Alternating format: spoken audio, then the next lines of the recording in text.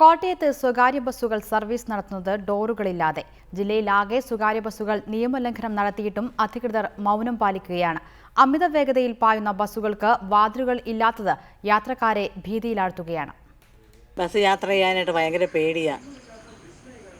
Bus ഭയങ്കര സ്പീഡിലാണ് പോകുന്നത്, 2 ഡോറും ഇല്ല, അതുകൊണ്ട് വളരെ ബുദ്ധിമുട്ടാണ്. കോട്ടയം ടൗണിൽ നിന്നും മെഡിക്കൽ കോളേജിലേക്ക് സ്ഥിരമായി യാത്ര ചെയ്യുന്ന മേരി എന്ന വീട്ടമ്മയുടെ വാക്കുകളാണിത്. അത്രമേൽ അപകടകരമാണ് കോട്ടയത്തെ സ്വകാര്യ ബസ്സുകളിലുള്ള യാത്ര.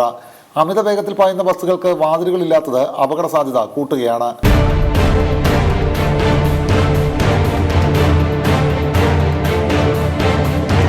അപകടകരമായ രീതിയിലാണ് സ്കൂൾ കുട്ടികളുടെ യാത്രയും. പിടിയൊന്നു വിട്ടാൽ വലിയ അപകടത്തിലേക്കാണ് വിദ്യാർത്ഥികളുടെ യാത്ര.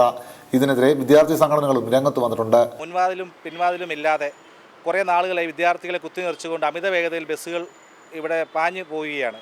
ഇതിനെതിരെ നടപടിയെടുക്കുമെന്ന് സർക്കാരും ഉദ്യോഗസ്ഥരും കുറേ നാളുകളായി ഉറപ്പുകൾ തന്നതല്ലാതെ ഇതിനെതിരെ ഒരു നടപടിയും എടുത്ത് കാണുന്നില്ല. കൺമുന്നിൽ നഗ്നമായ നിയമലംഘനം നടന്നിട്ടും ചെറുവിരലനക്കാൻ പോലും അധികൃതർ തയ്യാറായിട്ടില്ല. നാഗമ്പട സ്റ്റാൻഡിൽ ഞങ്ങൾ ദൃശ്യങ്ങൾ പകർത്തുമ്പോൾ മോട്ടോർ വാഹന വകുപ്പ് ഉദ്യോഗസ്ഥർ അവിടെ എത്തി. അവർ ഡോറുകളില്ലാത്ത ബസ്സുകൾക്കെതിരെ ഒരു നടപടിയും സ്വീകരിച്ചില്ല. റിപ്പോർട്ടർ, കോട്ടയം.